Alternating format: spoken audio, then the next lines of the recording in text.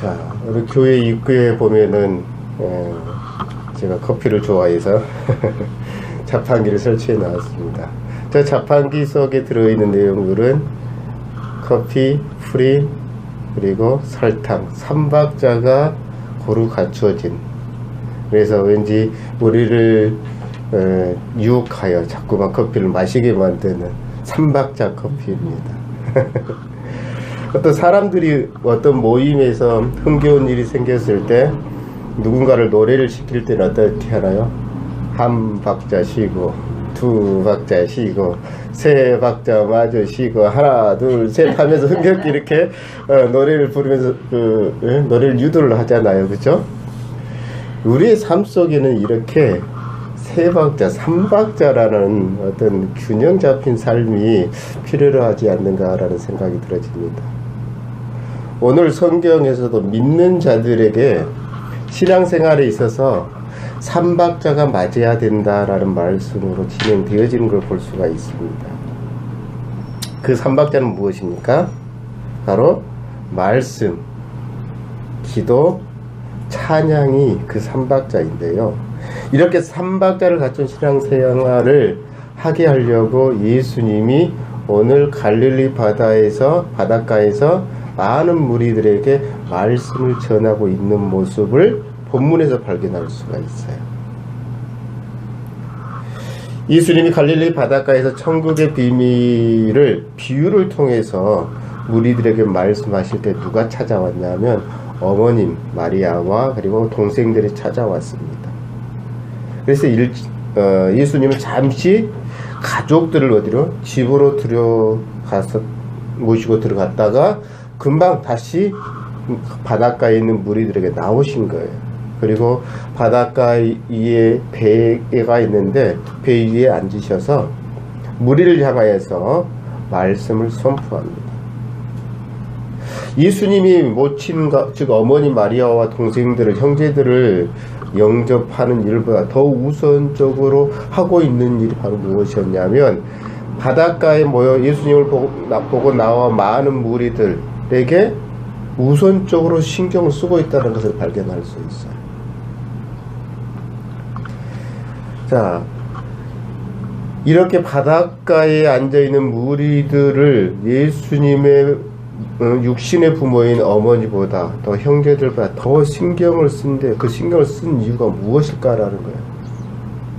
그것은 죄인인 우리를 영적인 가족으로 여겨주셨기 때문에 내 육신의 부모보다 형제들보다 더 우선적으로 신경을 쓰고 있다는 거예요. 다시 말해서 우리가 예수님의 영적인 가족이기 때문이라는 거예요.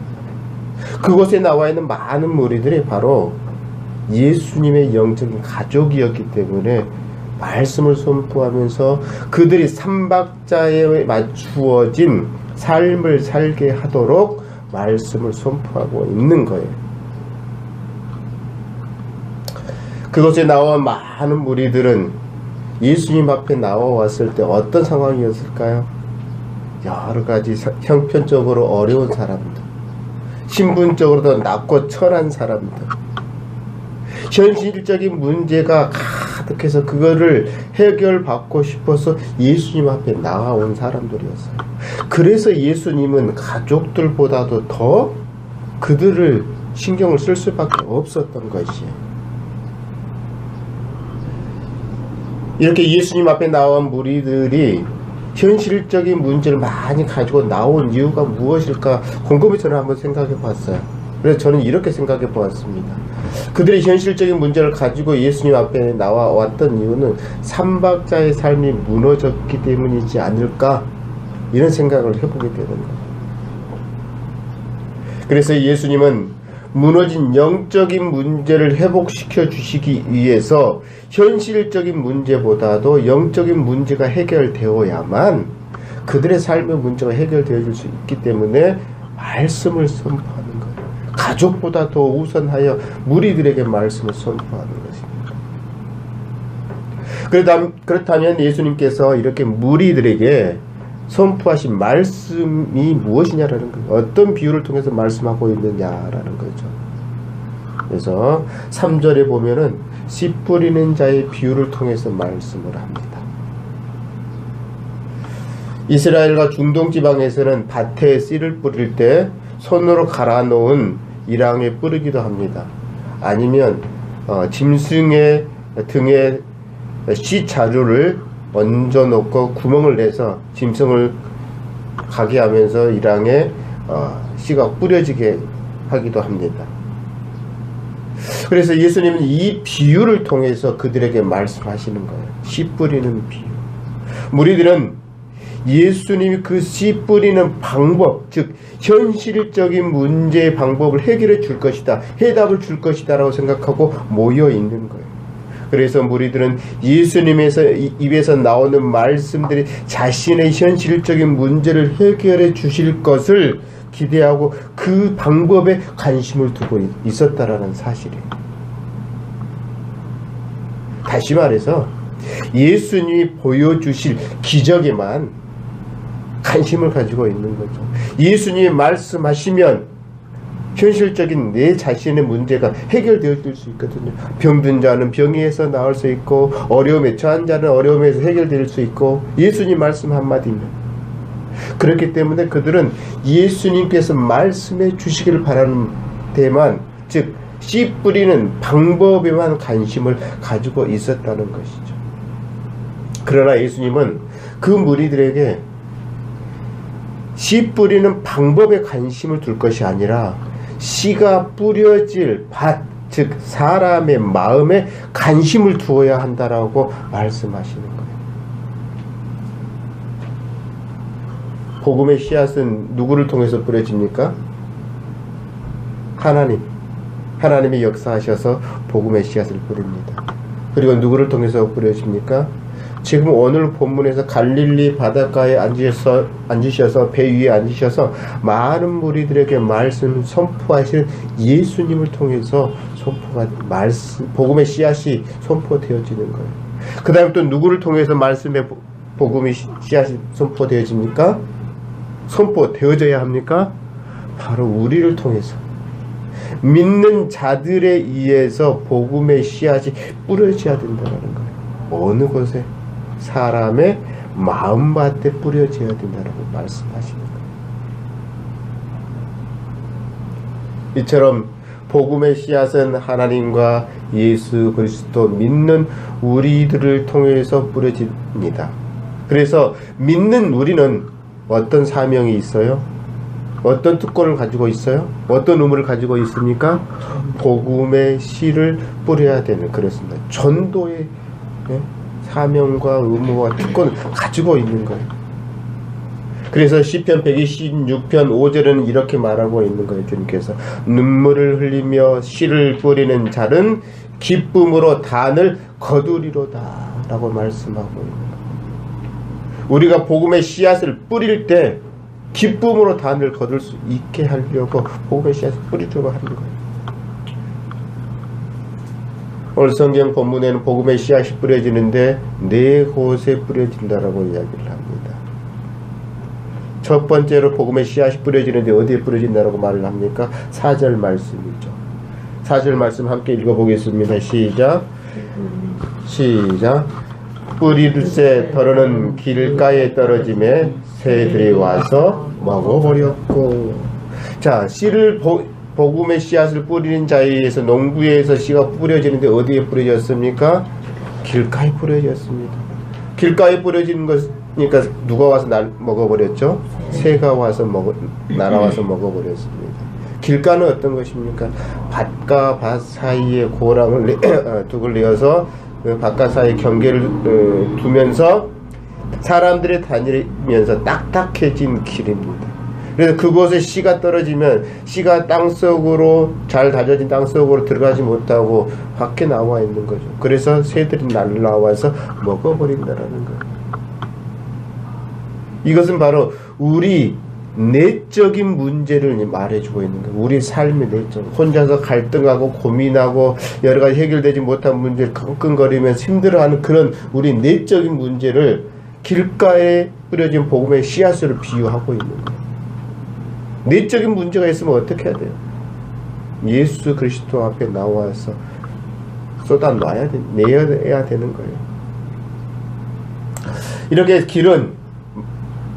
길가에 뿌려졌다고 하는 복음의 씨앗은 무엇을 말하는 것이냐면 우리 사람의 마음의 문이 굳어져 버린 것을 말해주고 있어요. 복음의 씨앗을 뿌렸지만 사람들의 마음의 문을 굳게 잠궈버리고 복음의 씨앗을 받아들이지 않고 거부했다라는 것을 말해주고 있는 거예요. 왜 이렇게 사람들은 마음의 문을 굳게 닫아버리고 복음의 씨앗을 받아들이지 않을까요? 왜 그럴까요? 왜 그렇다고 생각하세요? 저는 이렇게 생각해 봅니다. 한마디로 너 잘났어. 다 모두가 잘났기 때문이에요. 모두가 잘났기 때문에 이렇게 말합니다. 내가 왕년에 어떤 사람인데, 내가 왕년에 한가닥 했던 사람인데 라고 하면서 말을 합니다. 내가 누군지 알아? 내가 이래봬도 대학교 나오고 좋은 학벌 가졌고 내가 이러이러는 것을 공부를 했고 좋은 학식을 가지고 있어. 자신의 높은 학벌과 학식을 자랑하면서 마음이 굳어지는 거예요. 자신의 인생의 경험, 내가 과거에 이런 사람이었고 이런 일을 했고 이러이러한 일들을 경험했고 내가 무엇을 만들었어. 누구 때 이런 상황 내가 이렇게 자신의 경험을 말을 하면서 어떻게 되죠? 자식이 자신에 대한 교만이 생겼기 때문에 마음이 굳어져 버린 거예요. 그래서 씨를 뿌리는 자가 씨를 뿌려도 길가에 뿌려지는 것처럼 뿌려졌지만 복음을 받아들이지 못한다라는 거예요. 우리나라에는 밭에 가면 뭐가 많죠? 특히 시골에 가면 참새들이 무지하게 많습니다. 유대 땅에서도 참새매라고 하는 참새와 비슷한 종류의 새가 엄청나게 흔하게 보일 수 있다고 이야기를 해요. 그런데 그 새들이 와서 그 씨앗을 다 날아와서 먹어버리는 거예요. 그 새는 누구를 말하는 겁니까?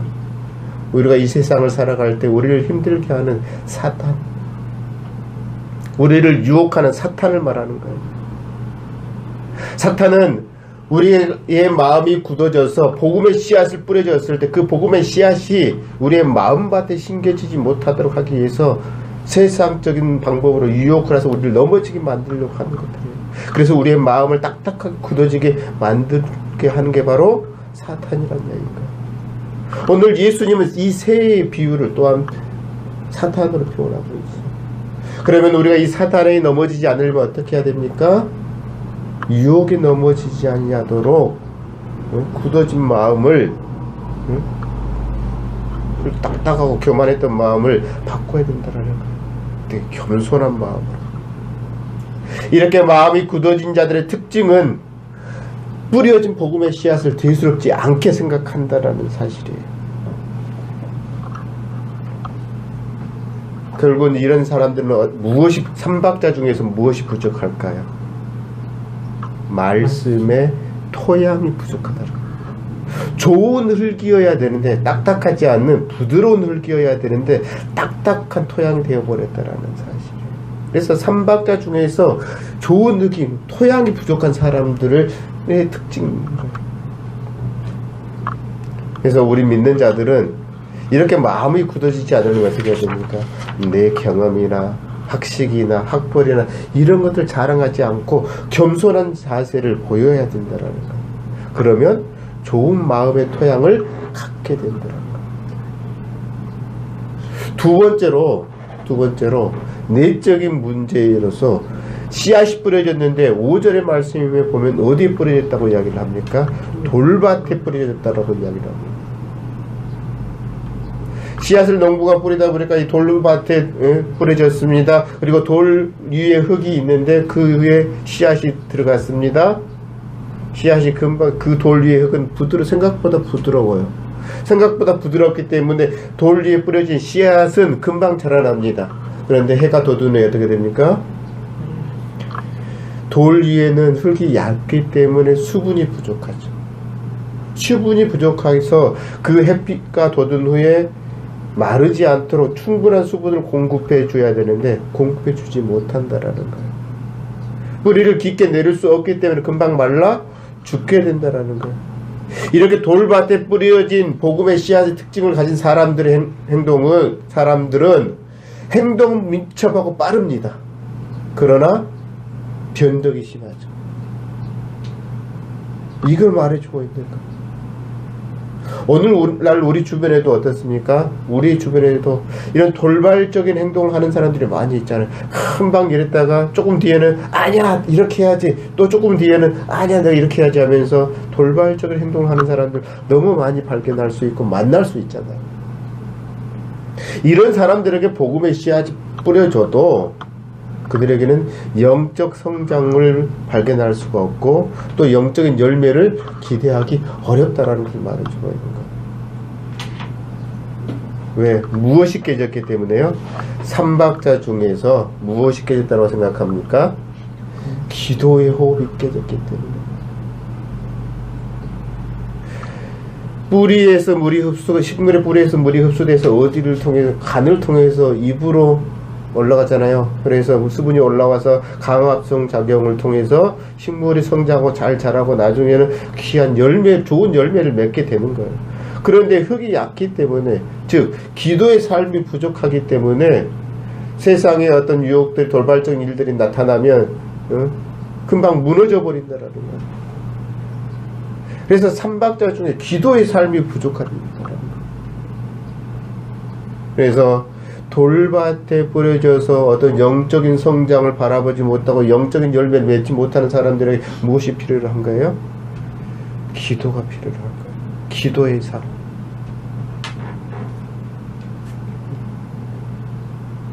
그래서 성장과 좋은 열매를 맺기 위해서는 우리가 삼박자 중에 무엇을 해야 돼요? 기도를 해야 합니다. 자, 이번에 세 번째로 뿌려진 씨앗이 있습니다. 그 뿌려진 씨앗은 어디에 뿌려졌다라고 이야기를 합니까? 네?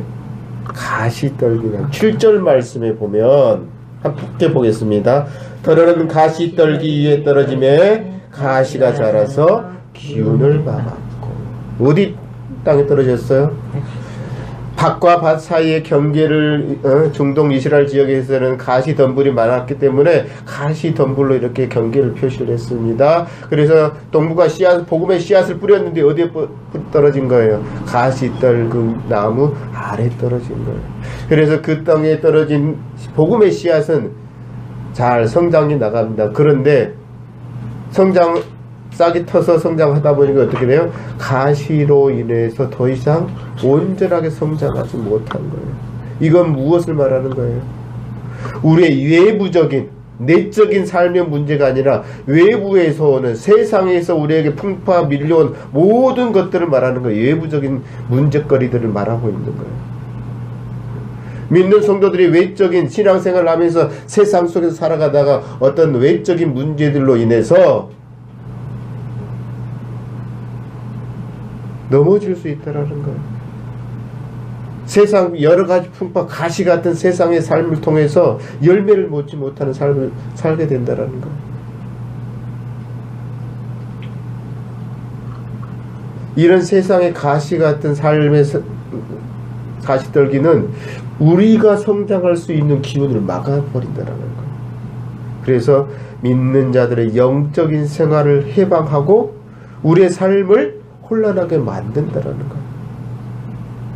이런 사람의 특징이 있습니다. 어떤 특징일까? 교회를 다닌 지 오래됐습니다. 믿음 생활을 하는 지 오래됐습니다. 상당히 오래되었지만 하나님의 의와 사랑의 열매를 온전하게 맺지 못하는 사람들을 말하고 있는 거예요.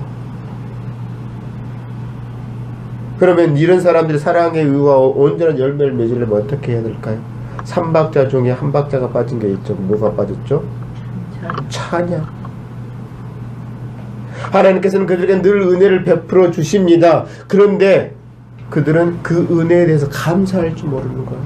때로는 세상에 어려운 일이 다가옵니다. 그러면 나에게 왜 이렇게 어려운 일이 다가오지? 라고 하면서 힘들어하지, 그걸 찬양으로 승화시키지 못한다라는 거예요. 하나님은 힘들 때나 기쁠 때나 좋은 일이 있을 때나 나쁜 일이 있을 때나 늘 찬양하기를 원하시는 거예요. 그러면 하나님께서 은혜를 베풀어 주셔서 그런 모든 일들을, 세상의 가시와 같은 세상 속에서 살아갈 때 이겨낼 수 있는 방법을 주시는 거고, 그리고 좋은 열매를 맺힐 수 있도록 도와주신다라는 사실이에요. 그런데 교회를 오래 다녔지만 가시떨기 밭에 떨어진 복음의 씨앗처럼 찬양하지 않는 자들은 좋은 열매를 맺지 못한다는 사실을 오늘 비유를 통해서 말해주고 있는 거예요. 그래서 우리가 좋은 열매를 맺으려면 어떻게 해야 됩니까? 늘 삶 속에서 하나님을 찬양해야 됩니다. 우리에게 어려운 일이 있어도 하나님 나에게 어려운 일을 주신 이유가 있겠지라고 하면서 찬양해야 되는 거고, 좋은 일이 있으면 하나님이 나에게 이렇게 좋은 일을 주셨는데 감사해서 감사 찬양을 드려야 되는 거예요. 그것만이 우리가 좋은 열매를 맺을 수 있는 길이에요. 길가에 뿌려진 마음이 탁탁한 교만을 버려야 됩니다. 세상의 학식, 좋은 거, 어떤 인생의 경험, 내가 이렇게 했더니 이러이러한 삶을 살게 됐어, 이런 교만한 마음을 버려야 되는 겁니다. 돌밭이에 기도가 부족한 삶이었다면 이제 기도를 열심히 해야 됩니다. 찬양하지만 못해왔던 삶이었다면 찬양을 통해서 삼박자를 고루 갖춤으로 말미암아 어떻게 해요? 좋은 열매를 맺어야 되는 거예요. 이런 모습 속에서 우리의 밭이, 마음의 밭이 좋은 밭이 되어지는 거예요. 좋은 땅은요, 원래 좋은 땅도 있어요. 그쵸? 시골에 가면 농사를 짓다면 원래 좋은 땅이 있습니다. 옥토 같은 땅도 있습니다. 그러나 세상에 다 옥토 같은 땅만 있는 건 아니잖아요. 척박한 땅도 있습니다. 우리의 마음은 척박한 땅이라고 비유를 한다면 이 척박한 땅, 척박한 마음이 좋은 땅이 되려면 어떻게 해야 되냐라는 거죠. 교만의 마음, 길가에 뿌려진 마음처럼 딱딱하고 굳어져 버린 이 교만의 마음을 버려야 되는 거고요. 기도하지 않는 마음, 돌짝밭 위에 얕은, 신앙의 깊이가 얕은 그런 깊이를 이제 벗어나서 깊이 있는 기도를 해야 되는 거고요. 늘 찬양을 하지 못하였던, 감사의 생활을 하지 못하였다면 찬양의 삶, 감사의 삶을 살아갈 때 우리의 마음이 어떤 밭으로 바뀌게 될까요? 좋은 밭으로 바뀌게 된다는 거예요. 그래서 8절에 이렇게 좋은 밭에 복음의 씨앗이 뿌려지면 열매가 맺힌다고 하잖아요. 100배, 60배, 혹 30배의 열매를 맺는다. 이 말은 무슨 뜻이냐면 아주 작은 단위의 축복에서부터 시작을 해서 매우 큰 축복을 말하는 거예요. 꼭 30배, 60배, 100배의 열매 결실만 갖는 것이 아니라 이 숫자의 개념은 아주 작은 축복에서부터 시작을 해서 우리가 세상에 누릴 수 있는 모든 축복을 다 포함한 것을 숫자상으로 표시를 하는 거예요. 그래서 우리가 삶 속에 어떤 축복을 하나님이 해주시는데 좋은 밭이 되면 축복을 해주시는데 100배, 200배, 300배 그 이상의 축복을 주신다라는 것을 말씀해 주고 있는 겁니다. 이러한 결실을 맺으려면 결국은 우리에게 무엇라고 말씀하고 계시냐면 9절 말씀 같이 읽어보겠습니다. 시작. 귀 있는 자는 들으라 하시니라. 뭘 들어야 됩니까? 하나님의 말씀을 들어야 된다는 거예요. 그리고 삼박자를 고루 갖춘 말씀과 기도와 찬양의 생활을 해야 된다고 말하고 있는 거예요.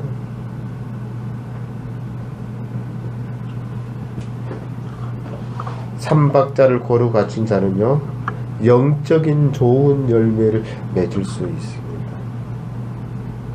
제가 여러분에게 부탁드리고 싶은 것은 이렇게 말씀과 찬양과 기도, 이 삼박자를 고루 갖춰 영적인 열매를 맺는 여러분이 되어주시길 주님의 이름으로